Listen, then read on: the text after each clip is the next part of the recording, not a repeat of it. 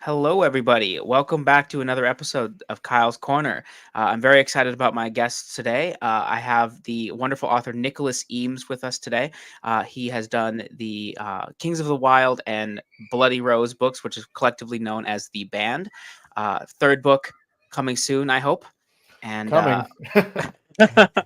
and I also have my friend Jake here, who I'm sure everybody knows because we've collaborated a ton. But I Somehow thought this I'm would the be. more famous one here. I don't know how the hell that happened. It's like, oh, of course you know Jake, but Nicholas Ames. I gotta listen. I gotta give Nick the full intro, and you're a pleb, so you don't need a full intro. Is Yeah, the the real? Okay, that's But understandable. how are you guys doing today? I'm doing well. Same. Good. Doing wonderful. Yeah. Awesome. I just finished cooking supper, and I rushed to eat, and that's never a good thing to do. I regret that. So we'll see. Hey, I did the same thing. I'm going hungry. I'll eat after this. But Well, I'm on Jake, PSD, so I'm that's yeah. I guess you just got off work. Yeah. Right. Yeah. So my first question for you guys today is, Jake, I thought about this too, because I actually don't know this answer for you. So I would like you to both answer, which is what first got you into reading? Is there like a formative series or a book that really got you the reading bug as you were growing up? Jake, you can start this one. Okay, I have an answer because I think you do know this, and when I answer it, you'll be like, oh yeah, you've said this before. My mom deliberately wanted to raise readers, and given that she is diabolical, what she did is she started when you're young, she would read to us as parents do, and then she started. I think we were going through Prisoner of Azkaban, and she would deliberately stop at cliffhangers when she thought I was capable of reading it. So she'd get to something middle of something, she'd be like, oh, I'm tired. I gotta go to bed tonight. So eventually I was just like, give me that book. You've never told me that story. That's very funny. So that got me into it early. And then I read moderately inconsistently because for a while I wasn't good at finding new books to read. And that's why when I started getting into the whole watching Booktube stuff, I ended up with the opposite problems of having way too many books that I'll never end up reading. So that is originally how that happened. Yeah. That's a good story. My mom is very similar, that she also got me to read Harry Potter at a young age, and I didn't want to because I had been raised by my grandparents, and Harry Potter was the devil in their mind. Yeah, and my mom was just like, "You're gonna read this, or you're gonna be grounded." So she knew what was up. Yeah, my mom tricked me because she's diabolical. Nick, what about that's you? a good trick, though. It's a good way to do it. My parents were not big readers, really. My mom did read a little bit. She read my books, absolutely loves them. And now I can get her to read some fantasy books. My books were a bit of a gateway drug for her. Oh, that's cool. But for me, it was, I think I had just teachers that read to us during school. And one teacher in particular in third and fourth grade started reading us Charlie and the Chocolate Factory and books like that. And I believe in fourth grade, a teacher read The Hobbit. And I was kind of hooked after that. And I went straight into Lord of the Rings. But because I was in fourth grade, I skipped long descriptions of wilderness. Anytime a song came up, I wasn't having it. I still skip Council those. of Elrond. Forget about it. Way too fucking boring. The songs I get, but the Council of Elrond, that's pretty wild. To someone in grade 4, it's just a lot of talking. That's true. A lot of talking. But anyways, and then I remember reading that book, and the second one especially, getting to the end of the Two Towers, and speaking of cliffhangers, the line is something like, Frodo was alive but taken by the enemy, and I was just like, oh my God, I must find out what happens next. So and then just the sweet cover art on those copies of Lord of the Rings. It was a long time ago. So which covers were they? These ones, they were in a box set, and they were kind of like pastel landscapes. Oh yeah, I think I know which ones you're talking about. There's a lot of really good older copies of them. Yeah, you were a cover junkie early. Did you have any say in your cover art? Because I love the covers of your books. That's what first drove me to them, was the art. Yeah, me too. You don't really get much say, but I did. My editor, who I'm really good friends with, and we were haggling over the title at the time because I wanted to call the book The Band, and they had Orbit had a lot of titles they wanted to call it, and I was adamant about it being called The Band, and they were adamant about it not being called The Band. And so I think just because she knew I was going to lose that fight, she kind of went behind my back. She looked on my Instagram the day before, actually, that I got a call saying I got a book deal. I had posted these 3 books that I bought at the bookstore, having no clue that Richard Anderson was the cover artist of all of them until I got home. And I was like, oh, yeah, I just buy books with his cover art on them. And I was playing Guild Wars 2 at the time, which he did all the concept art for as well. And so she kind of went and got him, knowing that I wasn't going to be naming my own book, which I didn't in the end. And so as soon as she got him, I can be really, really, really finicky about covers. And I thought, I'm not going to title my own book. I'm not going to have a say in the cover. I just hope that at least I'll like what's inside. But luckily, as soon as they said they got Richard Anderson, I knew I would love whatever he came up with. So. Yeah, I kept while I was reading it. Like I kept whenever we got the description of a new person, I kept looking back at the cover because it's like for both books. Yeah, they're very nice. They might be. I don't know if they might be the covers that I looked the most at in the middle of reading the books, like among a lot of them. Yeah, I love them. The second one's way more accurate because the second one I gave him like character descriptions with their personalities and all that kind of stuff. Mm-hmm. Whereas the first one, I believe Orbit must have. And I think a lot of the time the artist hasn't read the book, but I don't know if he would read it by then or not. But he read Bloody Rose before he did the cover. So I feel like Kings of the Wyld. Yeah. I think it's a pretty good title. Yeah, it is a great title. It is a great title. Yeah, so when you lost the battle to name it The Band, did they come back and be like, you can name the series The Band, or was that your like concession? Yep, pretty much. And ultimately, The Band is kind of a weird name for a series because it's about all different bands. Mm-hmm. But at the time, I was like, fine, I'll take it. But it kind of works out because each one is about a band ultimately. Right. Yeah. Before we move on to my next question, Evie wanted to know your guys' thoughts on Tom Bombadil. I think he's fun. I think he's a player. He's got one hell of a wife. He's punching up outside his weight class, as they say. That's funny. That said, when they leave him out of adaptations, I don't cry about it. Yeah, I don't care. Yeah. I understand why he was dropped. I cannot. I think I've read Lord of the Rings 4 times, maybe 5, and every time I just trudge my way through the Tom Bombadil stuff. But what I was going to ask, what? So you keep saying these random things. Soon Nicholas Eames is going to be like, why am I on this channel? Like, I'm up for random. I'm up for random shit all the time. Well, just throwing in like you're like you skip the songs and the Tom Bombadil part. So you gotta stop outing yourself here. Yeah, but skipping the songs is a good idea when you're a child and when you're an adult. Yeah, but you're not. You know what? I'm reading Song for Our Bone right now, and I have not skipped any songs in that yet. Yeah, I haven't loved them, but I don't. I skip some of the songs. But yeah, if you're ever reading Lord of the Rings, if anyone's ever reading Lord of the Rings to a kid, just when you get to like their first run, they're running into like Gandalf again, and they think it's Saruman. Just stop there and be like, "Oh, gotta go to bed. Sorry." That's I think the place to stop. There's a bunch of places you could stop. Lord of the Rings. Just like you could probably do it even more effectively for Lord of the Rings than Harry Potter. You could do it a lot because you've got like 1,000 pages to go with. So it's an effective strategy. Yeah, what were you gonna ask, Kyle? I was going to ask about the concept of the series because I think when I heard about the concept of the series, I was like, this feels like it should have been done already, but it wasn't. Like, it's actually like something that feels like it should be married together, and it's actually just never been done. And when I picked up the book, it was done so well because like the music references, if you don't catch them, the book still works like perfectly well.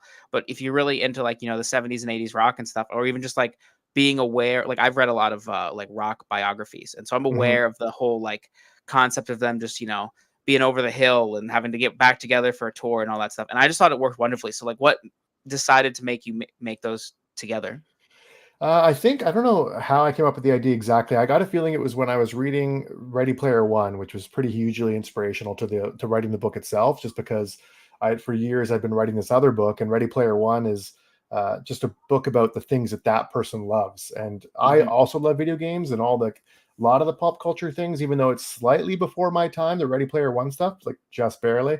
But his passion for it came across. And for so long, I'd been writing books that were kind of like the books I had read 10 years before that were very grimdark. They had no magical creatures in them whatsoever. They were all about politics and war.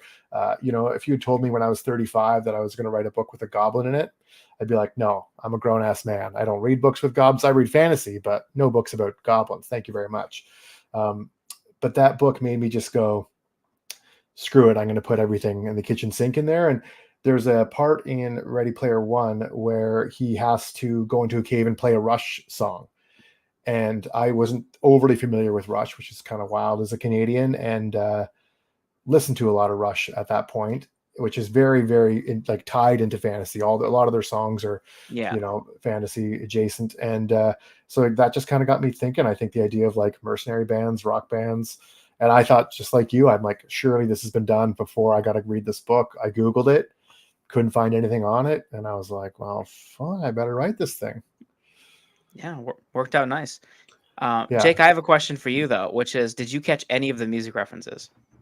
So I caught that it was based on a band, and then I caught that our protagonist played bass, and I thought that was incredibly funny. When I realized like a couple's in that he made the protagonist the bass player, I think Kyle only brought me on here so I could be the person who didn't get any of the music references and be like, "Yep, it helped. It helped."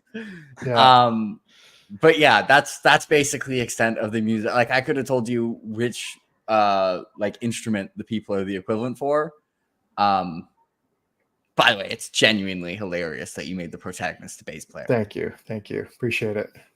Yeah, I mean, one of my best friends growing up is the bass player in a metal band, and he always is the butt of the joke. So I also thought it was pretty funny. Yeah, some people do get it mixed up as to who's what, but not necessarily with Clay, but sometimes with Clay, but usually with like, say, Ganelon and Gabriel. But I believe I called the Axe's guitar. Yes, I think I call him an Axe. So I got that too. That's another reference I got. Yeah, look at you, man. You're a music guy now.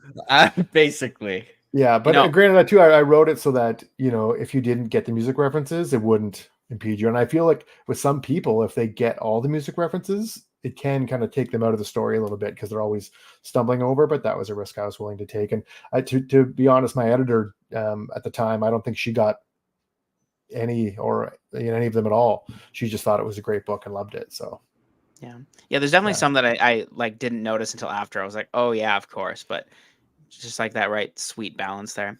Yeah, and there's many I forget. People all the time email me and they're like, hey, is this a reference? And sometimes I'm like, oh God, I wish that was, but no, it's not. But ultimately I just kind of forget because I have a thing at the bottom and it was like, if something sounded like a cool weapon's name, the name of a town, like there isn't a town, I think, or a weapon that's not a reference in some way. Except all the towns in the north are named after scotches. Why scotches? Just felt like just changing it up. Yeah, I like Scotch. They drink a lot of whiskey, and all the whiskeys are from there. So there's a place called Talisker, which is a takeoff off Talisker, and Ardbeg, which is like Ardbeg. Everyone is like a slightly different version of a Scotch. Nice. Yeah, I'm a bartender. Actually, sorry, go ahead, Jake. Scotch references and the music references, and it's still fine. So if anyone's out there, it's like, I'm not going to get the references. It's like, you'll be okay. Yeah, exactly. In Bloody Rose, there's some deep cut movie references as well. Granted, there's some movie references in Kings of the Wyld, but Bloody Rose has like a great Dumb and Dumber reference that I love. I think some Dazed and Confused, and some Say Anything by Cameron Crowe. Oh, okay. I actually picked up on that because I was going to mention that it kind of reminded me of Say Anything because it's like the bard is kind of like the journalist and seeing behind the scenes of how they act and stuff. I thought that was really interesting. That's more like Almost Famous, Cameron Crowe. Which it is. Cameron Crowe. The whole story, okay, that's what. Yeah, the whole story is based on Almost Famous. So like that, the rock journalist going along with the band. But I was gonna be surprised if you got the Say Anything reference because it is. No, I've never even seen Say Anything. I heard Cameron Crowe and my brain went to Almost Famous. It's a great movie. John Cusack. Good times. Nice. I was going to say that I am a bartender, which Nick has said that he served and bartended for a long time, or did you just serve? I never bartended, but I did serve in restaurants. Oh yeah, I've been doing it for 10 years, and it's a whole thing. So I know all the Scotch references, I'm sure, but One thing I wanted to ask was, what are some of your favorite bands? Because I feel like there's a huge bunch of references in there. Oh yeah, I mean, when I was listening to Kings of the Wild, I had an uncle that kind of like turned me on to a lot of like that kind of like 70s and 80s bands. And when I was a young kid, I grew up in the 80s, so like I listened to them, but I didn't really like love them. Um, I didn't even really love music until later in life, but when I started writing Kings of the Wild, obviously I just listened to 60s, 70s rock and like that kind of music nonstop every day, all day. So bands like Led Zeppelin were amazing. Were like fundamental to it. That would probably be my favorite band of that era. Um, but the Deep Purple, Led Zeppelin, or not, sorry, Led Zeppelin, Leonard Skinner, huge, absolutely huge. Um, Rolling Stones. But the Rolling Stones, some bands continued on into the second book, because the second book is all 80s references and 80s bands. And it's more like a Guns N' Roses, like Kings of the Wild is like if you met Led Zeppelin now, they're all like really nice, well-adjusted people getting back into stuff. Whereas Bloody Rose is like if you were on the road with Guns N' Roses at the time, they'd be fucking assholes. So it's a very different ball game. But yeah, so I just listened to a tons of music. And when it came to the second book, bands like Meatloaf, my God.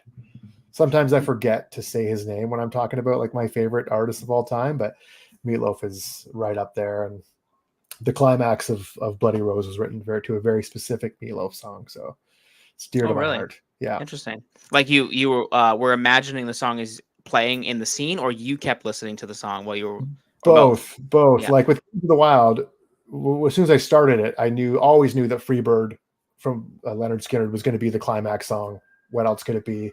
I listened to it every day on the way to work, and I would just imagine that scene of all the, not to spoil it too much, but these bands pouring out of a portal. And so when I finally got to that scene, I was just so psyched. But with Bloody Rose, I didn't really have a song like that in mind, and I was listening to some Meatloaf song, and I mentioned it on Twitter, and somebody on Twitter referenced the song for Crying Out Loud, which I wasn't like overly familiar with. It was on my playlist, but I just wouldn't really really listen to it. So then I really listened to it, and this was as I was like pages away from writing the final battle. And from that day on, I listened to it. I could probably fit it in 8 times on the way to work, 8 times on the way home, and just imagine the whole scene. And even the other day at the gym, it came on my playlist, and I can like every single beat of the final like climax of that Bloody Rose is written to an exact beat chorus of that song, so that you could start reading at one point and the music would exactly crescendo at the perfect time. So That's super cool. yeah, so I owe the entire ending to Bloody Rose, which I love, to this person on Twitter who's, I don't remember who, but mentioned that song. Yeah, I Yeah. have to say the end of Bloody Rose is really, really good. Like I think it's my favorite of any parts of your book. Oh, thank you for saying so. I don't want to say what's going on near the end, obviously, but there's a big emotional thing that happens near the end that brought me to tears. And for a book that like for most of it is kind of like, I don't want to say silly, but like just like light, a bit on the lighter side. Mhm. For it to then like kind of shift gears and get that emotional, I thought was really well handled. I appreciate you saying so. Thank you. When you're considering like tone, is that like really difficult to kind of walk that line? Because I imagine like in the first book, for instance, you have Moog, who could make a joke and then you could continue on with the serious stuff. But I have to imagine it's pretty difficult to keep the tension all the time and keep that like balance going. Totally. I think my editors help a lot. With the first book, there was some things that I kind of toned down or took out, in order to not like undermine the more dramatic parts of it. But there's also some parts that they wanted out that I stuck to my guns in, like the part where they're all walking 5 abreast up the hill and Moog trips and they all fall down. Like they wanted that gone, and I was like, no, it's got to stay in there. So some things do make it through, but ultimately, yeah, my editors helped me a lot keeping that tone. And then with Bloody Rose, though, it is a bit more like in Kings of the Wild, there isn't that many consequences. Bloody Rose has all the consequences. So obviously that one is a bit, the dramatic swings are a bit rougher, but I mean, I laugh my ass off reading it now, and I bawl my eyes out reading it now. And even when my brother and I, we get the final like proofread pages, and he as a really good friend of mine, reads them with me, and we go together, and we both started crying like chapter 3 of that book. So Yeah, it has a lot of power behind it. Jake, it's your turn. Are you ready for this? Oh, I'm about to get a question. Okay. Yeah, are you ready? It is what music do you really like? So Kyle makes fun of me because I do have a very nebulous taste in music, one could Yeah. say. I would say broadly, like most of my favorite pieces of music to listen to are more like orchestral stuff. Like I really like scores. Like most of my like background playlist for going to the gym is like scores from like music and video games. Yeah, that's cool. I've written many papers there's on YouTube, a 16.5-minute Targaryen music thing. And that was like a perfect time where it's like, I can write words for 16.5 minutes straight. And then I, take a 5-minute break and then play it again. That's a great idea. Yeah. Yeah, it is. And I think I think the quality of my essays trended up as soon as I started playing that Targaryen music in the background. So it's making you smarter. It's your Beethoven. Yeah, exactly. It makes the words come slightly better. I've listened to like the Yu-Gi-Oh! Duelists of the Roses soundtrack like an absurd amount of times. That game is really old. Most people haven't played it. Like a lot of people don't play Yu-Gi-Oh! But for whatever it is, that had the best soundtrack. Like I listen to it a lot, and so that's like the soundtrack I tend to go to the most. And Final Fantasy VIII, which also I got a bunch soundtrack. of Mass Effect killer soundtrack stuff as well. Yeah. The Mass Effect 1 soundtrack is weird though because it works so well in the game because it works so well like with the atmosphere. But like on their own, sometimes I listen to them and I'm like, I don't know if this sounds great when I'm not actually playing Mass Effect 1. But when I am playing Mass Effect 1, I'm like, oh, the soundtrack is so good. It goes, I don't know. Yeah, the music that just played while you were like selecting where you wanted to go in your ship is like it kind of blends into the background, but it's just so good. Yeah. Yeah. I do have the exception, the Mass Effect 1 that stayed on playlist, which Kyle won't. I think Nicholas Ames. I've never played Nicholas Ames will get this though. Is I've got the Vermeer, some of the Vermeer soundtracks for Mass Effect 1 still on the work/workout background playlist. I seem to recall the end credits being an awesome song too. Yeah. Yeah. I've not played Mass Effect, but I do really want to. Jake has been telling me for years. I know, like everybody tells me. At the time, I don't know. I was busy playing Final Fantasy, I guess. I love my Final Fantasy as well. I do have 2 curated playlists for Kings of the Wyld and Bloody Rose on Spotify, and the One Winged Angel song from Final Fantasy 7 is on there, and also inspired the character Larkspur in many ways. Well, you also have a character named Kira, which I thought for sure was. Yeah, I've got to mention an emperor named Faraga. There's a lot. I mean, Bloody Rose also has, and this is one that some people get, some people don't, but it's got like a giant, very slow moving turtle who, when they first meet him, has a cleaver in one hand and a lamp in the other. So he's a Tonberry reference. And the Tonberries in Final Fantasy that's very funny. Use the move Everyone's Grudge, and his name is Grudge. So. Yeah. Oh, I wish I should have caught that, but in hindsight, that's really good. Jake, did you ever play Final Fantasy? I didn't. So, we all can be ashamed of something. You both have some work to do. Yeah, no doubt. I suggest becoming full-time authors, then there's nobody's Which game is your favorite, Nick? Well, I love Final Fantasy. Final Fantasy VIII is actually one of my favorite Final Fantasies. Oh, thank God. It's so rare to hear people say favorite. I know. I loved it so much. Mass Effect 2, until pretty recently, was my favorite game of all time. Good choice. And it's maybe if I played it again, it would still reign up there just because its characters are so good. But Cyberpunk is now my favorite game of all time, only because obviously like the latest version, new and improved version of Cyberpunk, it's my favorite setting in the whole world. Like I could sit on a rooftop in that game and just stare at the city for the rest of my life. Have you played the Legendary Edition for Mass Effect 2? I don't think so. Yeah. No, that's when it got released. It's obviously the same game, like story-wise. Yeah. Made a big difference for like actually playing Mass Effect 1. Now every once in a while I'll catch like a YouTube clip of Mass Effect 1 and it'll be like, damn, that game looks a lot better on the Legendary Edition. Yeah, I bet. Also, when you play them back to back, it makes it really obvious how much harder Mass Effect 2 is, depending on what difficulty you're playing. But like ME2 on Insanity is quite a bit harder than the others. Maybe first time I went on, it was Vanguard for the Legendary Edition, which has some tough ones. But yeah, that's my favorite single player game for sure. Yeah, it's great. Both of you, really, same game? Well, I he gotta play switched. this. He switched, but Mass Effect 2 for the same reason. Like the characters are Phenomenal. Morden Solus has a pretty good case for my favorite, not a book character. Like any character who's not in a book, I think Morden has a good case for. Like he's brilliant. Garrus is brilliant. There's so many good, like interesting characters, and it's so replayable because their like arcs and dynamics with Shepard will be slightly different depending on how you play it. Mm-hmm. Yeah, Morden sounds good. and I'm a big Thane fan as well. Oh, Thane is so good. Yeah. My boy Legion. Last time I played, I was following someone on Discord who Kyle will know. Oliver was like playing through, and they had it modded so you can get Legion like right away. And there's so many cool Legion like custom bits of dialogue. Yeah, Legion was really cool. The only one I didn't like, I mean, it's totally fine character, but I just did not get along with her. And I was forced to play Mass Effect 2 twice because when I got Mass Effect 3, I had an Xbox at the time, back when Xbox didn't suck. And I didn't have room, so I had to uninstall Mass Effect 2, and I accidentally uninstalled my Mass Effect 2 save data. And so instead of that night, I literally waited till in line at midnight to get Mass Effect 3, and I got home and I was so excited, I had to start Mass Effect 2 over again.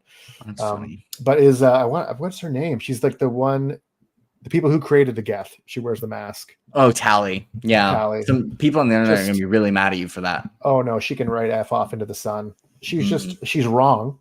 Like her point of view is just, it's like one of the only points of view I feel in the whole game where it's just demonstrably like wrong. She's just on the wrong side. Yeah, I felt the Quarians generally I find very annoying, but there's a couple Quarians who I think are quite cool. One is Cal Rieger. Sorry, Kyle, I know you don't get any of this, but Cal Rieger. I don't know if you remember Cal Rieger. He's great, and I think I really like Tally, even though I think like the perspective on the Geth is very flawed, and that's why it's so interesting. I think the way we only get that perspective first, and you get like an entire game and 3/4 with that. Yes, yeah. And then it's like, hey, have another perspective. Yeah. And our slaves escaped. Help us re-enslave them. Like, no. Whereas it's something like, I'll do this quick because poor Kyle's left out, but the genophage, when I first heard about that, I'm like, oh yeah, that sounds perfectly reasonable. And by the third game, I was like, get it off. Yeah, they're so clever with it. Yeah.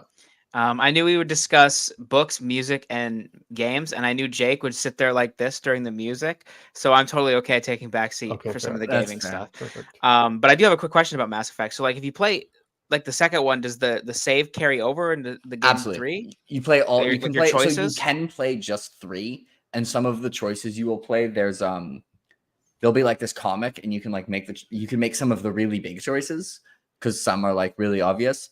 But there are tons of small choices that will have a small effect on the remainder of your playthrough, and they can add up to have a large effect.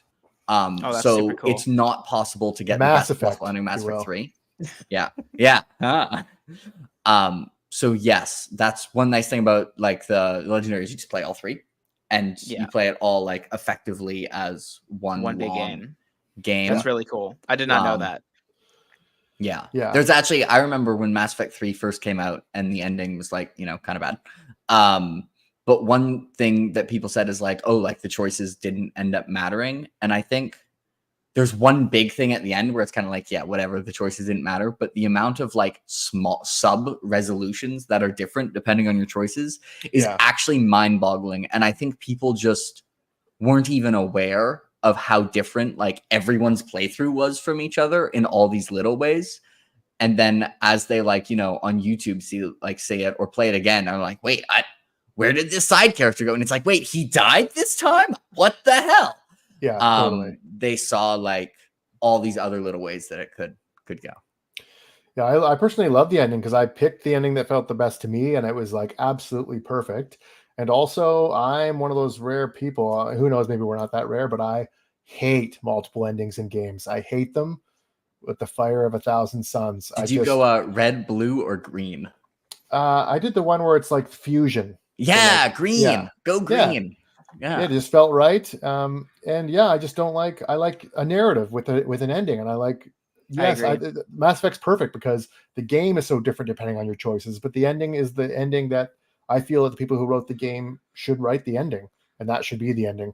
And I know I'm not like probably in the majority of Yeah, I there. mean, so there's a very popular mod for the Legendary Edition that basically just makes it like, so there's a definitive ending. So you basically get to the end, and then the cutscene, like you don't choose, it just ends. Yeah. And they went with the red one, which like I like the green ending more, so I would rather they went with that. But I'm kind of inclined to.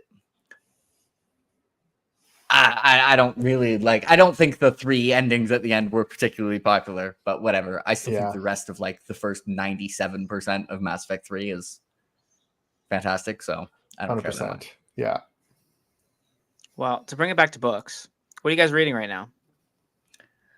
Well, I haven't started the next book I'm going to start, but it's going to be The Warrior Prophet by R. Scott Baker. Oh, I love that Oh, book. nice. Yeah, Yeah. excited for that. I love R. Scott Baker. My God, you don't meet many people who've read him. Yeah, I've read the first book, and I just recently bought the second, and I want to finish Yeah. it by the end of the year. So you're Actually, gonna I beat me a also little. should mention I've also got on audio going on. I was listening to this at work. I've got my 3rd read of Lord of Emperors going. So there's a good choice. Wow, nice. That is a good Yeah, choice. and still rules. Shocking, absolutely no one. So I was hoping to get that done earlier because there was the like Joanna The live, one, yeah. but I wasn't fast enough. It's okay. I feel like you remembered enough. I did. Yeah. But man, it's amazing how like you can get to the scene and like I forgot about this scene. It's so good. How did that happen? Yeah. Whatever. Yeah. That's one of the few books that I'll reread for sure. I'm listening to Dungeon Crawler Carl for the first time, which is great so far. And reading a book called Angie Kills a King, which is an advanced copy of a book from a YouTuber and a writer, obviously named Evan Lycum, I want to say is his last name. I could be pronouncing his last name wrong, but he's got a YouTube and like TikTok channel called Book Reviews Kill. And he's got a Tor book coming out, and yeah, I'm reading that. So far, so great. Awesome. Yeah. Dungeon Crawler Carl seems like a book you would really like. Are you liking it? Yeah, I do like it. I haven't read a lot of it. Lit RPG. Before this, I read Sufficiently Advanced Magic, which obviously is kind of like that. But I think I love the genre because I watch a shit ton of anime, and a lot of anime is lit RPG pretty much. And so yeah, so far so great. And it's hilarious. It's so funny. Yeah, it's very funny. Yeah. I felt like I actually went into I just finished the 3rd book like a couple Yeah. months ago. And I feel like I actually don't like lit RPG, but it just like Dungeon Crawler Carl is so good that it doesn't matter. But I don't know. I've never really tried a lot. I've only tried like progression fantasy in terms of like cultivation. So I'm gonna have to explore a little bit more. But I'm surprised how much I like that series. Yeah, I think, and the audiobooks are, I mean, there's a few audiobooks I come across where I'm just like, if I saw someone reading the physical book, I'd slap it out of their hand. Mostly Red Rising is the main series. I would just be like, never, ever, ever read a paper word of that series. You My can't God. stop me. Yeah. Stephen Pacey also listen to it. with First Yeah, Love. Joe Abercrombie. For a long time, I just read Joe Abercrombie, and finally I started listening to him. And yeah, except for obviously if I get advanced copies, which I have read Joe Abercrombie's next book. Don't be too jealous. I read that one, but now I'll always listen to Joe Abercrombie books because his narrator's awesome. So Kyle does a lot of audio. I only do audio for rereads because I feel like when I just don't enjoy audiobooks as much as I do physical books. Yeah. So, you know, if you ever see me walking around BC and I've got a Red Rising copy and you try and slap it on my hands, I'm gonna hold on to it. If I see you and I'm walking around with Dark Age or something, be careful. Be careful. I'm holding You know what, on tight. I did tell Jake for a long time. I was like, you really got to reread Project Hail Mary. That's like one of the few That was a very like where good the audiobook is much better. And he didn't Okay, listen good to to me know. until recently. And then he was like, "Oh, it is very good." And I'm like, "Yeah, that's like one of those ones. It's just phenomenal on audio." I will say, so I, as the non-audio person, was told constantly, like, yeah, but Pacey's different. Like, you got to do Pacey. And I was like, yeah, I'm sure he's good. And then, like, 2 chapters into the Blade itself on audio, I was like, okay, Stephen Pacey's really fucking good. All right, like, you guys weren't lying. Fine. Yeah, no, he's phenomenal. Just phenomenal. And the Red Rising, I mean, it's a bit of a mess audiobook wise because when they did the second series, they had like a whole cast, and then they changed part of the cast for the second book.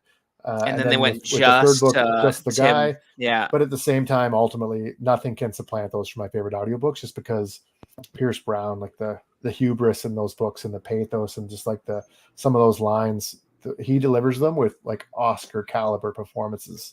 So not knowing what Severo sounds like would be nuts. I love the audiobooks for them, but Lightbringer was really hard for me on audio because I had gotten so used to Tim Gerald Reynolds just being the inner monologue of Darrow that when he took over for everyone else, it was really jarring. So that time I had to go out and buy the physical copy so I could follow along because it was really weird. Yeah. Well, great books either way. Can't wait for the finale. I just got back to Dragonfly Falling from Adrian Tchaikovsky, which I'm loving, and I'm slowly working my way through Robin Hobb's Realm of the Elderlings. I'm on City of Dragons. Nice. Have you read that, Nick? Nope. I've just read the very first book of hers. Oh, nice. And you should continue. I feel like there's a lot of similarities between like her writing and GGK's writing. I feel like there's a lot of overlap. That's why I read her, because people said she was like GGK, and it turns out she's not like GGK because nobody is. But oddly enough, the only writer I've read who I think is like on par with Guy Gavriel Kay as far as like word for word prose is R. Scott Bakker. Really? Unfortunately, R. Scott Bakker, especially in his second series, it's going to be beautiful sentence after stunningly beautiful sentence, but you'll have no fucking idea where you are, what route, if you're in a room, if you're outside, if you're inside, what anyone is, who anyone is, you have no idea. But it's just beautifully written. But my God, interesting. Is it like? Do you visualize a lot when you read? I think so. Yeah. Yeah, and it still was just like incomprehensible. It's incomprehensible. Like those, like I consider him one of the greatest writers ever humankind's ever produced. But I don't recommend him to anyone because the first series is normal, but the second series is just wild. I love it dearly, but it is unrecommendable. Interesting. I've heard a lot of really good things about the second series. So that'll be interesting. It's very cool. And Jake, I'd love to know what you think when you get there. And I also hear the very confusing comment of like, I love this series. It's really nice when I get the plot synopsis for the book after, because then I can actually learn what happened in the previous book. Totally. I'm like, I've heard that too. 100%. Yeah. Have you read Malazan? Like, how does it compare to that if you've read it? Oh, it's way like Malazan is more like you understand what's going on in Malazan. You're never just like, what is happening? Like you're confused, but not like, because Malazan, obviously he'll start a prologue and not like for 90 pages and not tell you who the character is. But you still know, if you're in a room at least. And later, R. Scott Bakker, you just don't.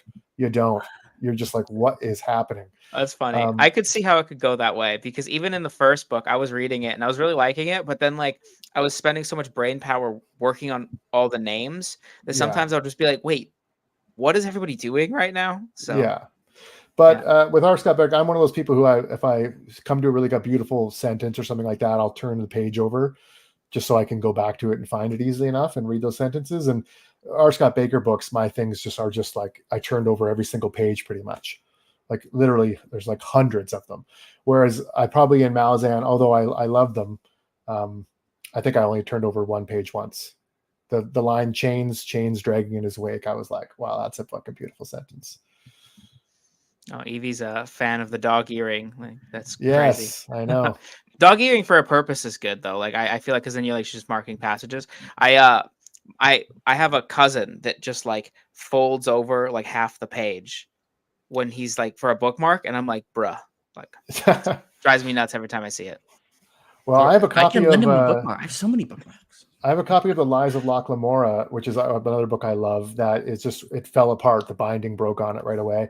So all my bookmarks are a page from that book. I just take a page out. When I need a new one, I just very gently tug it like this, go like this, and it falls out. And then I fold the page over so that even if I'm reading a shitty book, I can just at least read that bookmark and it's going to be perfect, flawless. That's amazing.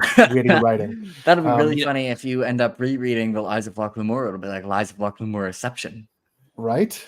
It'll be really funny when you get to the page that you're on. You'll be like, yeah. And this summer I actually went to Scotland, to Worldcon in Scotland, and I thought that Scott Lynch might be there. So I brought about 8 of these bookmarks for him to sign in case I saw him, and I lost them on the first day. And I told Oh him that 2 no. days later when I met him in Oh person for the first time. no. Yeah. Oh I well. saw you met Joe Abercrombie there too. That would have been awesome. Yeah, of all the people that I like, I've met a lot of really awesome authors, but Joe Abercrombie and Scott Lynch were fundamental to me writing the book that I wrote, because I just love them both so much. They were my two hugest inspirations that I had yet to meet, and I met them both within a few days of each other. That's I was awesome. obviously just so psyched. Yeah, it was pretty cool. I could understand like the DNA of how they would get to your books. Even if they're like obviously very different. Like I Yeah. totally, once you said that, I'm like, that totally makes a lot of sense. Yeah, they were some of the only people that were writing that had like humor in their books. Like at the time, I hadn't read Terry Pratchett yet, but other than that, like there was just no, like there's people that tell jokes in books, but you would never laugh out loud really at the jokes, Right. Except Scott Lynch. I would laugh out loud at a couple times in his book, and Joe Abercrombie, I feel even when he's not trying to be funny, he's just his voice has like a humor to it in every single paragraph, that it's just got a humor to it. So those two authors I multiple times while listening to the Blade itself, which I was listening, like some of the tasks I do at work, I can listen to things in the background, and I had to like stop myself from laughing. I distinctly remember one where like early on where Giselle is being yelled at. It's like, clean living, Giselle, clean living. And then it cuts to the next like chapter, and it's like 3 hours later, he was drunker than shit. And Pacey's delivery is so good. Yeah, I actually think Joe Abercrombie might be the funniest like living working fantasy author. Like everything he does is funny. Yes. And I read I also have I have the digital arc of the Devils, and I read the first 2 pages of it today to just kind of like drip dry myself into it, because I have a long time till it comes out, and I was just like, oh man, he's so good just immediately. Yeah, that's his funniest book yet, I think, by a landslide. Oh my! I mean, the premise sounds funny, so like, yeah, and I feel like he's just trying to be funnier in this book, like a little bit less. He's already pretty damn funny. He is, but this one is the funniest. I think. Yeah, I think it's his best. Looking forward to that one. Yeah. Also, in Scott Lynch news, in Grimdark magazine today, he released a new Locke Lamore short story.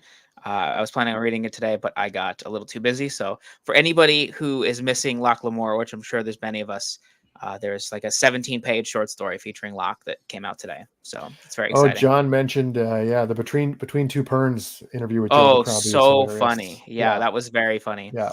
And also just like, so like, it's funny from, I'm so sorry, I forget the guy's name. Jackson. Yeah, Jackson. Like he was funny, but he had to like prepare stuff. But Joe just had to like respond to this ridiculous stuff in the moment, and he just knocked out of the park every single time. I was like, this man, misses calling as a where do you see he did? He filmed that in Scotland, and it was my great honor to be the third person he did an interview with. He did Joe Abercrombie, then he did Scott Lynch, and then he did me. But his Scott Lynch one is going to be phenomenal. He told me some of the jokes that he got through on that one, and it's just like diabolical. That's awesome. Yeah. Scott is also pretty funny, so tough act to follow, but you know what? I bet you can do it, man. I believe in you. Well, I told him, I'm like, can you please put the Joe Abercrombie and the Scott Lynch ones before me, so that maybe your channel will grow even bigger, and then I'll get more publicity because of it. Okay. So. Thinking. One author that I wanted to bring up, I don't know, I've never seen you mention it, but Jake and I recently started reading him, is Charles de Lint. Have you heard of him? Have you read any of him? I've heard of him. I never read his stuff before. Yeah. Interesting. Jake, I feel like you're better at pitching books. You should talk about Charles de Lint for a minute. Okay, so there's a guy named Fifth Fath who comments on a bunch of my videos who's trying to get me to read Charles de Lint for a long time. And he specifically, he ended up commenting a lot because he's like, yeah, so my 2 favorite authors are like Guy Gavriel Kay and Charles de Lint. And he's like, you got to try Charles de Lint. And he's doing this for like 2 years. I'm like, okay, I'll try Charles de Lint. And you know, when you're reading a book off the recommendation of one person who's been really persistent, it's like, what if it sucks though? True. Yeah. And the expectations, like the range of expectations are very wide, because it's like, I've got one data point. Anyway, like 1 page in, I was like, oh shit, this guy can write. Like, man writes good. How do I pitch Charles Lint? Like I was like 40 pages in. I was like, I've never even like, other than one dude, I've barely heard of this guy. Yeah. He's good at like everything. What's going on? This is what's the name of that book? It was Memory and Dream. It's right here. Okay. Yeah. So Because I Jake definitely read it. like I'm familiar with him because he's Canadian as well, just like Yeah. Guy Gavriel Kay, just like Yeah, these Canadians, just like Erickson and Stephen Baker as Erickson, well. and just Backer. like Baker, yeah. Yeah. Yeah. But yeah, the first time I ever saw Guy Gavriel Kay live in person and like read, Charles Lint was right before him. Oh, that's awesome. Yeah. You should have learned then. Yeah, And I know. I should have listened then. Usually when I read a book from an author that's like really good, I'll just click on the Goodreads and I'll go like click want to read on like everything. Yeah. So I went through that. Bro's written like 80 novels. Oh yeah. Yeah. I'm prolific. Like, what? I can't read all of those. The Canadian treasure. Yeah. So I read Memory and Dream based on Jake's recommendation, and it just blew me away. Like the writing was so good. I liked it a little bit less than Jake just because I felt like the way the plot ended up coming together, I didn't like as much. But I still think like character, plot, prose, just like setting atmosphere, it was just incredibly good. And that's great to hear.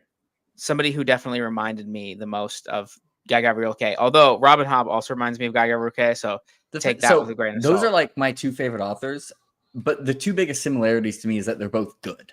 Like they have, like I think they both write really well. I think in terms of stories, I don't know. Like they kind of remind me of each other ish. I prefer Kay's line by line writing, and I think Hobb has more pacing issues. But Hobb is my favorite character writer, like by an overwhelmingly huge margin. Yeah. Like if I were to somehow graph it, she'd be like a huge outlier that I'd have to omit because it would like ruin the scale of the graph.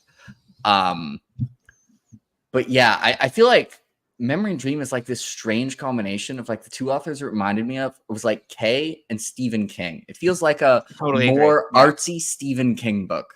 Where it's like it's kind of written in it's written in like a urban-ish fantasy setting. He just made up a city somewhere in North America.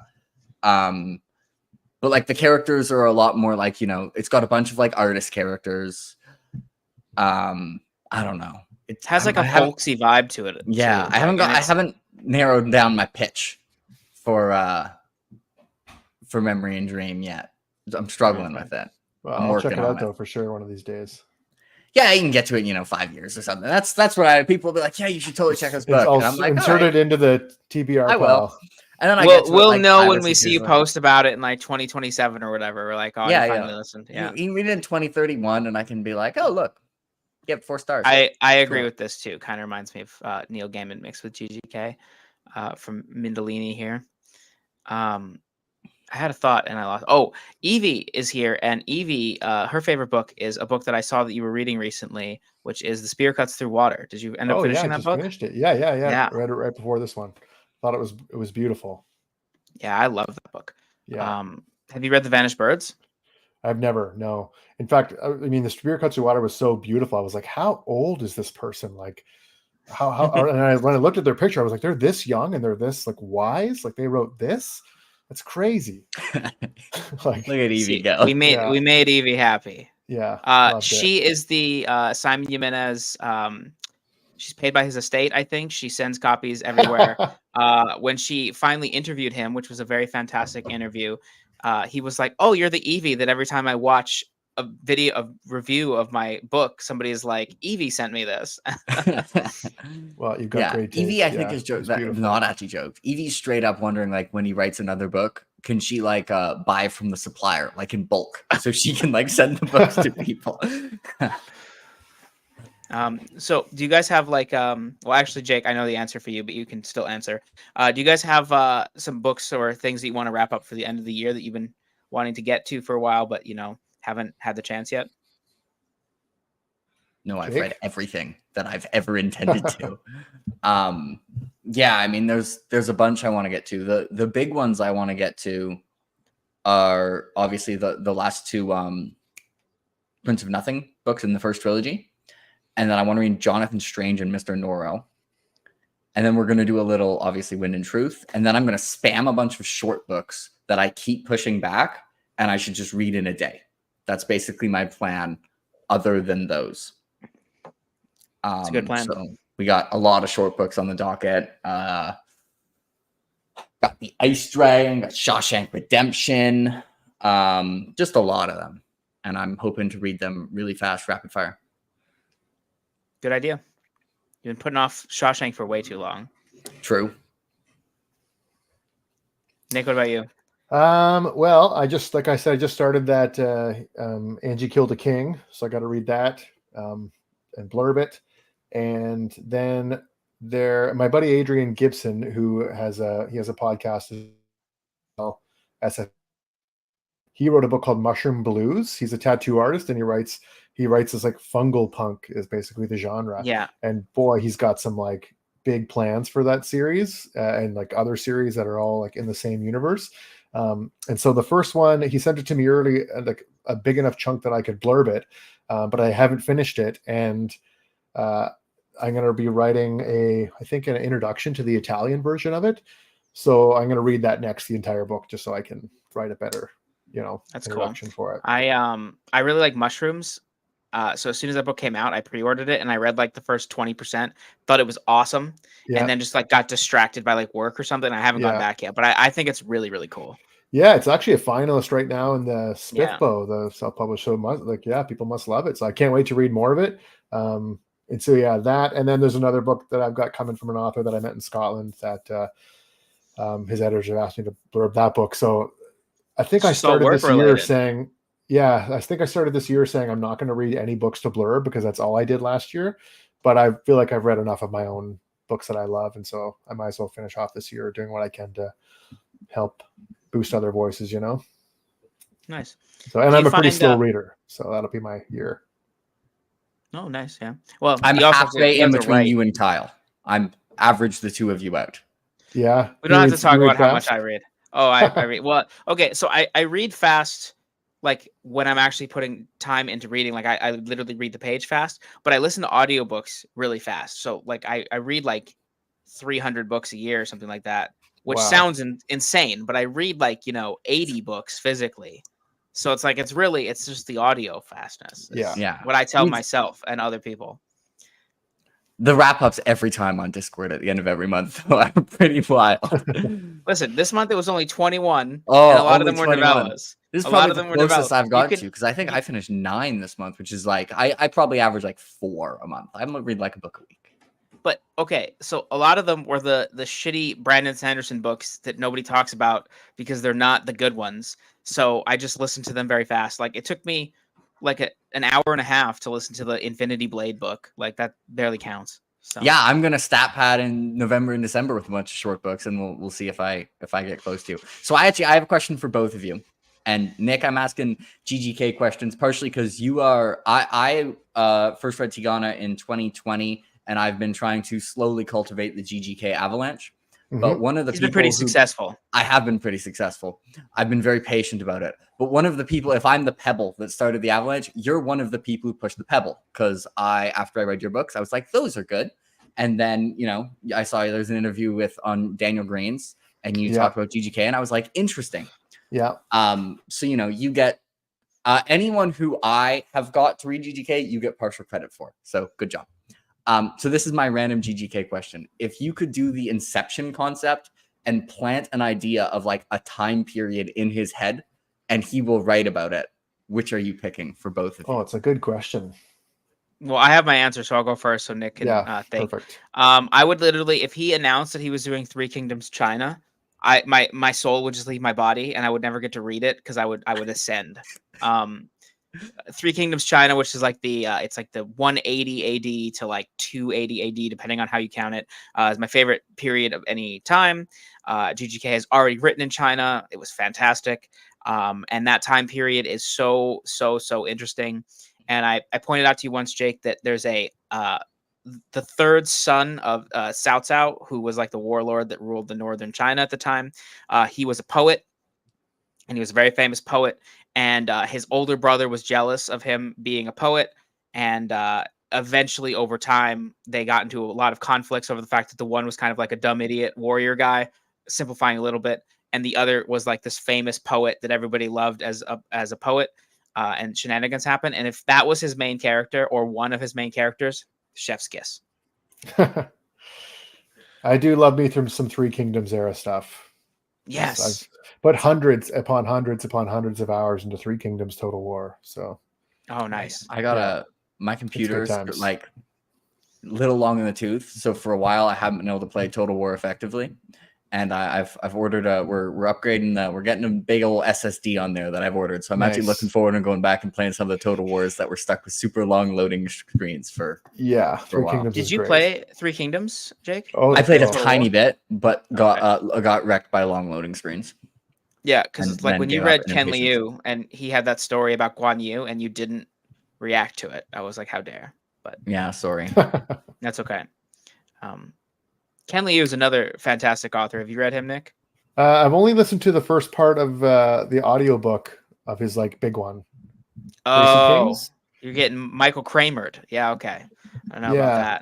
about that. But I wasn't in the mood for it at the time. It That's was fair, yeah. fine, and I'm sure I'll love them because I do love like Ken Liu's settings when he does other shorter stuff. It just there's been a lot of audiobooks that are like long dramatic ones that lately that I just can't do. If they're not called Red Rising, I just can't get into them. I don't know what's going on. Right. But So Nicholas, what you have the power to do the Inception thing. What idea are you planting in? Well, this is GTA on behalf of my friend Dana as well, who we both feel the same. We had heard that he'd gone in vacationing in Mexico, where he had written, I think maybe his last book or maybe the next one about to come out. And we thought it was maybe going to be like an Aztec themed one. And I thought that would be kind of a challenge for him because it's such a brutal time. And so his writing, he usually writes so eloquently and so beautifully. I mean, granted, he's done a Viking book, but I was thinking that do you like Last Light of the Sun vibes, where it was a lot more focused on survival and less like decadent.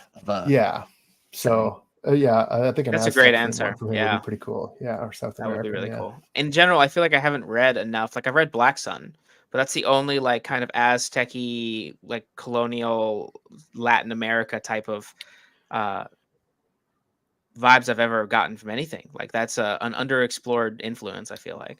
Yeah, I think he'd also do a really good Japanese one just because he does stoic, honorable characters so well. So yeah. I'm down. That's the thing, is because he he's pulls from writing. history. There's like so many different, and I'm sure whatever his new one is, I will have never heard of the stuff in it, and it'll be great. We know it's France, but we don't know when. Yeah, we don't French know history. What's going on during it. Is Sarantine your favorite? Yeah, Lord of Emperors is technically my favorite book of all time. The Sarantine, the first book isn't like I don't like it as much as I like his other ones. But yeah, Lord of Emperors. Congratulations, you agree with me and Kyle. Yeah. It's not my favorite book of all time because it's not favorite called Storm GGK of Swords. Yeah. Yeah, like I mean, Storm of Swords is very difficult to unthrone. But you know what? I was thinking about this the other day. Lord of Emperors, this is an exclusive. It might be my third favorite book of all time. Like I can't think of a book that I would place above it that isn't Storm of Swords or Words of Radiance. So there you go. I'm saying my answer, by the way, is that good. It is. Is that the second Brandon Sanderson? That's the second. Yeah, you won't like it as much as Lord of Emperors, but it's just as good as Lord of Emperors. Very different. Words of Radiance is my favorite book for like 7 years. It's good in lots very of pointing different ways. and stabbing. Yeah, it's very, very different. Have you read any Sanderson or just not Stormlight?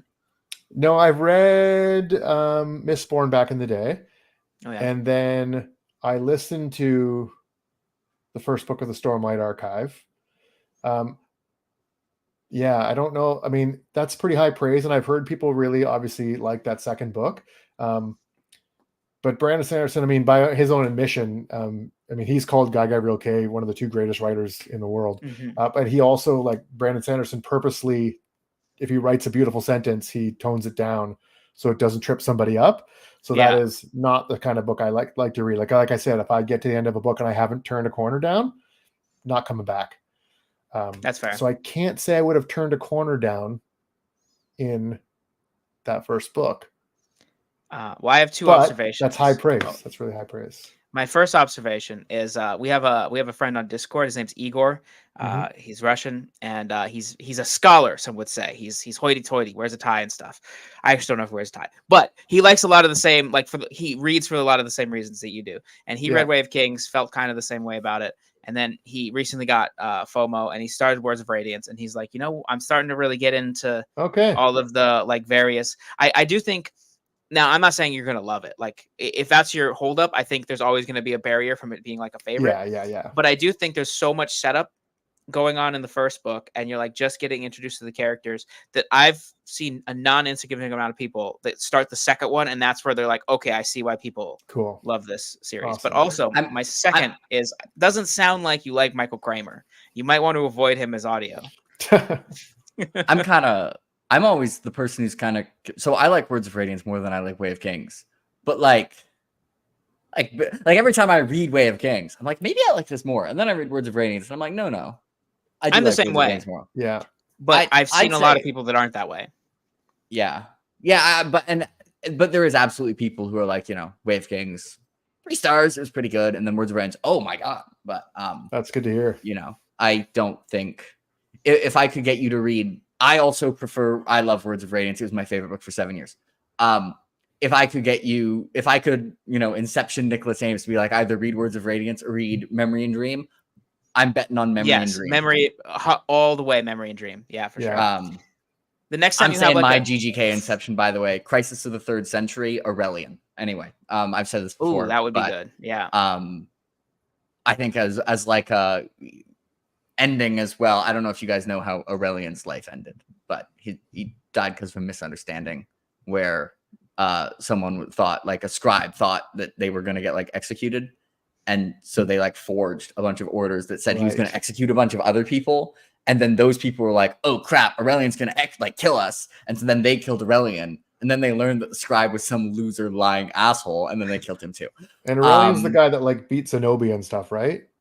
Aurelian's the guy who shows up. The Empire. Yeah, who showed up with like the 2 civil wars and 7 invasions and inflation crisis, and was just like, okay, well, I'm gonna live for 5 years because I can see the future. What if I just like solved all of those and stopped the collapse of the Roman Empire? But he was probably a dick. And I think one thing that this is a thing I'm like a specific thing about the 3rd century that like makes it, I think, interesting morally. Probably it sucked to live in the Roman Empire at the time. One of the times they were falling is like the required like taxation and corruption and inflation was like horrible. So if you lived in like a random town in the Roman Empire, that probably was like particularly sucky. Now it kind of sucked everywhere. There's a good chance it actually sucked less for the people living next to but outside the Roman Empire. So Aurelian gave up Dacia. He was just like, we can't hold it. This sucks. So it'd be really interesting to then like have a thing where it's like Aurelian's kind of the protagonist, but that show at the end that like life got better for the people in Dacia when they weren't the Roman Empire. And if it sucked to live in the Roman Empire, did he actually make things worse by making it so more people lived in the Roman Empire together? Jake, maybe. This sounds like something you should write. Yeah, but ain't nobody got time for that. Hey, Nick saw a hole in the market and he took it. It's your turn. You're up. If I were to write a historical based book, that's be the one. But I don't want to, which is why I want Kay little magic to do it. In there. Yeah. Because listen, he'll do it better than I will, and then I can read it. Yeah. And that just works way better for me. So Jake is very familiar with this story. He's laughed about it, but so Nick, 3 Kingdoms. So there's a character in that called Liao Hua who lives throughout the whole thing. And for years, I was like, I'm going to write like a historical fiction chronicling of this guy's life. And I started it like 6 times. I had all these notes. I had the which book was going to end where. I had thought about it for years and I had started it and stuff. And then I found like a self-pub author who now has become a friend of mine, Baptiste Paisan Wu, who had the same idea, and he was publishing the book, and it was the same main character. He had the same like general, like I had wanted to do like 10 to 12 books, and he wanted to do 10 books. And I was like, this is crazy. And then like there's like a random like yellow turban guy that I was going to make like really important to him as a mentor. And then he made him his like adoptive uncle. And I was like, how did this like inception its way into this guy's brain? It was insane. That's wild. Yeah. That's why you got to write your ideas right when you find them. That's true. I used to try to not talk about Kings of the Wyld as I was writing it. Sometimes I would, like when I got close to the end, but I didn't want to give everyone else the idea. I honestly feel lucky that I thought of it. I'm like over here. If I were to ever to write a book, it would be out of frustration that no one else was writing it. I'd be like, please write this. I want to read it. And I think it's a great place to write a book from, because ultimately the whole point of finding your voice and writing a book is writing a book that only you could write. So boy, if it's an idea that only you've got, then but it's not only I could write, because Kay could write it, and he'd write it way better than I will. I have come up with ideas before where I've just been like, someone could write this book. It would make an awesome book, but I'm not the person to do it. Yeah. That actually segues into another question that I had. So I know you're hard at work on the third book. I know, but after that's done, you have to have some rumblings in your head about what you're doing next. Are you going to stick to the same series, or is the band done after the 90s? Are you going to start something else? Are you just going to take a break after that and see where you land? Well, the band will definitely be done after the 90s for sure. Because music sucked after that. Just kidding. But yeah, that's the last kind of generation where we all got our music from the same place. And it's a very shared experience, as opposed to once the internet came along, it kind of blew up music for everyone. And then just in general, the story's over, because it is ultimately the story of even though there's a new cast in each book, all the characters who survived the first two books are going to be in the third one. It's going to kind of wrap the whole thing up. And you're not only seeing the arc of those characters' lives, but you're seeing the arc of the world itself. Because the book, when you look at Clay and Gabe's time, it was overrun with monsters. And when you look at Rose's time, it's overrun with humans. And the monsters are the ones that are kind of in jeopardy. So the third book is about everyone kind of sorting that out.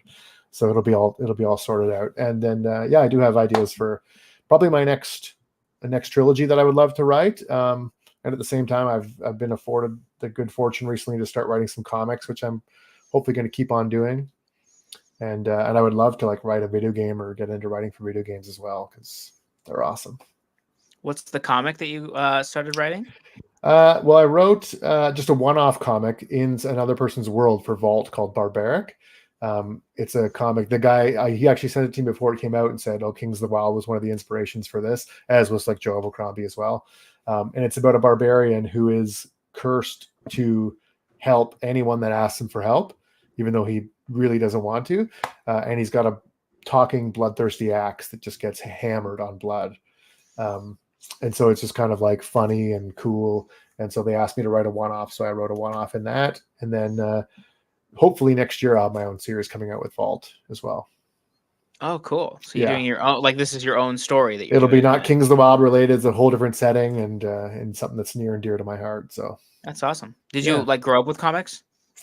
Yeah, I used to read a lot of Spider-Man. Until I chose to go to college, I was going to be an animator my whole life. I used to love Disney movies and drawing, and so I loved Spider-Man so much. So read a lot of comics. And whenever I played goalie, whenever I won a game or got a shutout, I got to go to the comic book store. And so because I was incredible, I had a vast comic collection. Love to hear it. Yeah. Yeah.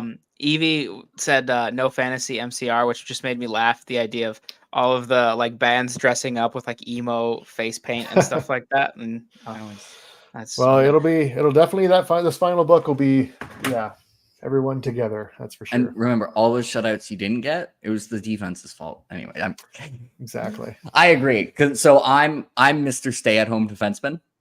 And basically 99% of the time someone scores, the other team scores when I'm on the ice. I'm like, God damn, that was my fault. I should have stopped it. Because I'm the stay-at-home defenseman. So I should have been there. And it's she's just okay, other people might have also made mistakes, but I could have stopped it. I always blame myself. Yeah. Yeah, I'm the same way. I've gotten a little bit better at not playing myself, but I literally, without exaggeration, probably blame myself for over 90% of goals that I was on the ice for. One thing that when you were discussing the kind of the arc of the series, it reminded me of the series Orconomics by J. Zachary Pike. Yeah. Have you heard of that? I've read them all. They're great. Oh yeah. They're fantastic. That series is so funny about how adventuring has kind of gone out of has become this commodity, and so then there's a lack of monsters. I just thought that was such a good idea. Yeah, such a good series. Okay. Yeah, Jake, you would actually. Oh, wait, you work in economics. I feel like that might Kind be a of. I don't hindrance. actually work in economics. I got a degree in economics, and then I got a job that was vaguely, sort of, kind of related-ish. Well, you'd probably like it then. It's Probably. There's just too many poke things. some fun at it, yeah. But whenever people Yeah. ask me for recommendations that are book kind of like mine, I always recommend economics because although they're funnier than my books, I think, because they but he also manages to have some really poignant like found family kind of moments in there. Yeah, I agree. Yeah. Not to undersell like how funny your books are because they're also very funny. But there is a moment in the first Orconomics book having to do with the goblin's name. I feel like you might know what I'm talking about here. That when it's revealed what's going on with that is one of the biggest gut laughs I've ever had. I don't remember that one. I Oh, don't okay. remember I'll that particular tell you joke. after. I'll tell you after because it was very funny. But it Okay. probably was a while ago. The Um, yeah, I just the second book was my favorite because it's the undead one, and it's like before the undead horde shows up to town, they send like pamphlets in about how great it is to be undead, and the people are like seriously considering how amazing it sounds. It's just great. I'll get to it um, eventually. yeah. Second I'll one's let you also know my in favorite. I I'll let agree. you know 2029 when I read it. You'll read that, and he'll read Charles de Lint at the same time. Okay. I might be there because you got a lot of R. Scott Baker to read first. That's true. But I mean, not that many. I'll probably read the second series throughout His 2025. I would his assume. Unholy Consult books are like really like so. I have which two do I have? I have the White Luck Warrior and the Judging Eye, and I have never seen the other Yeah, I two can't find anywhere. them. Like I cannot find them One of them wasn't even on the anywhere. Kobo store. Yeah, Honestly. Yeah, like it's just they're just gone. they're Like probably very difficult to find. It's just unfortunate. I wish he was still writing because boy, I would love him to read or to write. Like, yeah, his prose was second to none. It was just great. yeah, I've heard that like he wants to continue, but he also like doesn't really like writing anymore. Like I'm not caught up on the specifics, but the series Yeah. isn't actually finished. Do you know what No, it's the deal is with finished. that? Oh, it Yeah. is finished. I mean, Okay, as far as finished as no, I mean the first one seemed finished as well. So right. you could I keep think going. I'm sure there you was could a keep it random going. thing just based on his Goodreads profile. I don't know what's actually going on, where this was kind of one of those where he had the vague outline of like a trilogy, and like the first book turned into the first trilogy. Like Fair, Prince of yeah. Nothing was originally just like the events of one book. So my assumption at the time was that the second subseries was the events of the second book in that trilogy, but don't actually quote me on that. That's me guessing. It also could be like, no, it's 4 books because it's like the second and third book of what was originally the trilogy. I don't bloody know. I haven't read them. Yeah, I Right. think I would definitely reread the first trilogy because I thought it was so cool. So many cool characters. It's kind of like his version of the Crusades, like a fantasy version of the Crusades. Some awesome characters. You wouldn't reread the second ones because you didn't know what was going on. Yeah, I wouldn't Maybe reread you'll them. learn the second time. Like, don't get me wrong, like they were great. I remember reading. Yeah. I think it was the second book of the second series, and I was reading it, and for the only time in my life, I had this like strange feeling in my chest. I'm like, what the fuck is going on? I'm like, oh, I'm afraid. I'm afraid while I'm reading this book, and I've never been afraid while reading a book. I've been, but I was fucking terrified, and it was crazy. So kudos to him. That's awesome. Do But you I read a wouldn't lot of reread them. horror and like you just don't get scared, or like it's just not really No, something you? no. I don't. Maybe I would get scared at horror. Um, so we'll see. But yeah, that one was Yeah. Well, terrifying. and which one was that in the series? I want to say it's the second one. It could have been the first one though too. Okay, so early Yeah, in the second half. Interesting. yeah. I did not consider him as like a guy that would be spooky, so that's interesting to hear. I have to Yeah. maybe speed it up now that it's October. I'll binge that. Good luck. You're like, look, I'm doing spooked. I just always read a bunch of fantasy and sci-fi in October, and I just pretend that everyone reading horror isn't a thing. But I'm gonna read 2 R. Scott Baker books, so I can be like, yep, I was told this counts. Or Exactly. Yeah, you don't really read horror either, Jake. not really. Got to fix that. Have you read Dracula? No. Crazy. I'm going to reread Dracula and Frankenstein this year because I haven't read them in a while. And I feel like it's something that, classics for a reason, right?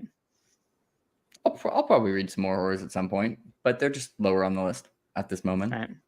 I got to read All right. all this other stuff that you want me to read. That's true. I'm a You can never-ending pick list a of... horror book for me. You're literally picking my TBR for like a month and a half next year. So I haven't given that any thought. I'll consider that the day of. So, all right. So before we go, I have a quick game of this or that. This is music based. Jake, you are welcome to participate, or you can each round just say pass if you've never heard of these people. But okay. they're all older than you, Jake. So I'm gonna have some accidental, just horrendous takes from. All right, and I've already answered for me, so I'm curious to see how much we line up. So, first one is Led Zeppelin or Rolling Stones. Oof, Led Zeppelin, I guess, but it's close. So my dad was actually a big Led Zeppelin fan, so that there would be Led Zeppelin songs playing in the car when we went places, and I'll take Led Zeppelin. All right, I also chose Zeppelin by the hair of my chin. So, Queen or The Who? Oof, The Who. I'll say Queen.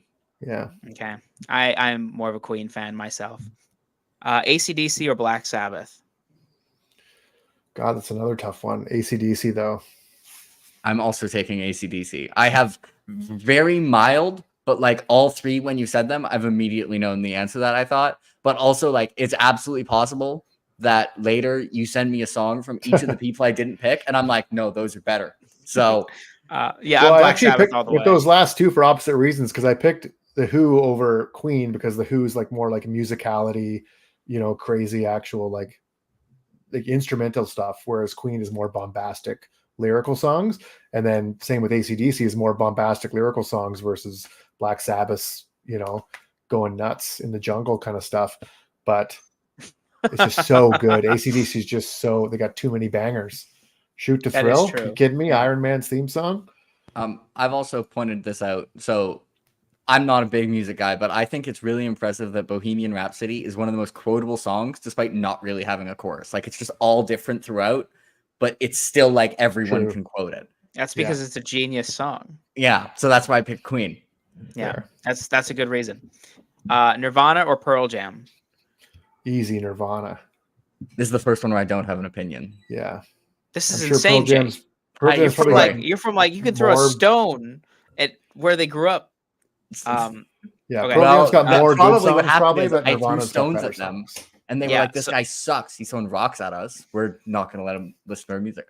I am a big Nirvana fan, and like Pearl Jam has one album that I find exceptional, and just a bunch of like good albums after that. So, Tupac or Biggie? Biggie. No opinion. Shame, Jake. The answer is Biggie. Actually, I mean, now that I'm on to 90s music, you're getting to music that my dad never listened to. Yeah, well, I am going in some sort of order. Like, Yeah. music scholars will roughly appreciate the order. Smashing Pumpkins or Red Hot Chili Peppers? I think I'm going to go with Red Hot Chili Peppers. I'm not a big fan of either of them, but I think I just like the front man better for Red Hot Chili Peppers, even though he's made a wild dating choice recently. Yeah, that's quite crazy. I could be wrong, but isn't Billy Corgan a piece of shit? I could be wrong. He seems to be. I don't know him personally, he might be. But I don't hear stories that don't make him a piece of shit ever. So fair. I'm willing to change that opinion if I'm wrong, but I'll pick Red Hot Chili Peppers just based on the name. There you go. Jake, I'm gonna have to set. I thought, okay, so I know I gave you an out, but I thought you'd at least know all the bands. Like, I thought like you don't know Red Hot Chili Peppers.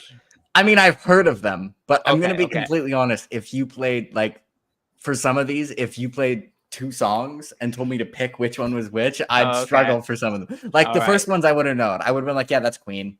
I would have been like, yeah, whatever. That's Rolling Stones. That's Led Zeppelin. But this one, Evie made a good point in the chat too. To be fair, who's not a piece of shit? Like, yeah, sometimes with musicians, you got to pick your, yeah, no doubt.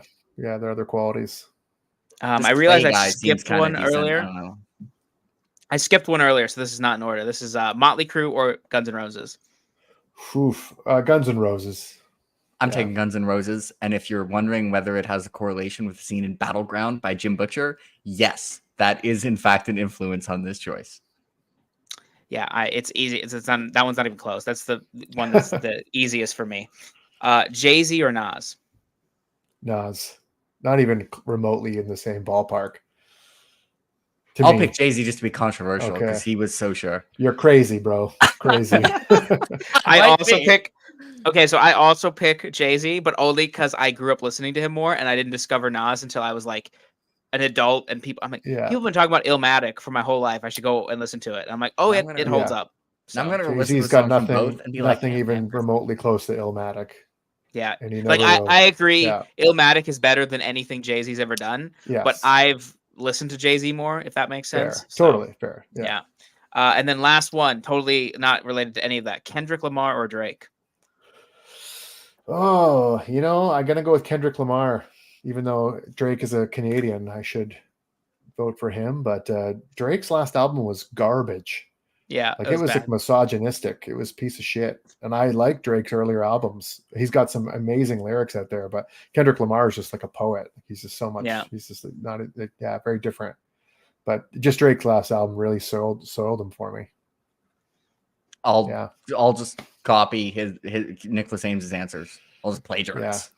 Perfect. Just pretend I said all of that. But Jake, like, I thought you would actually know not. that one. That one's like your era. Like, come on, man. I threw you one in If there. anything, I know like the 70s stuff era more because that's what my dad would play. So that's actually that's as fair. you get closer to my era, I knew it less and less. Yeah, I thought you were going to make me choose between Taylor Swift and Sabrina Carpenter. Like, Well, the answer is Taylor. Like, come on. The answer is Taylor. Yes.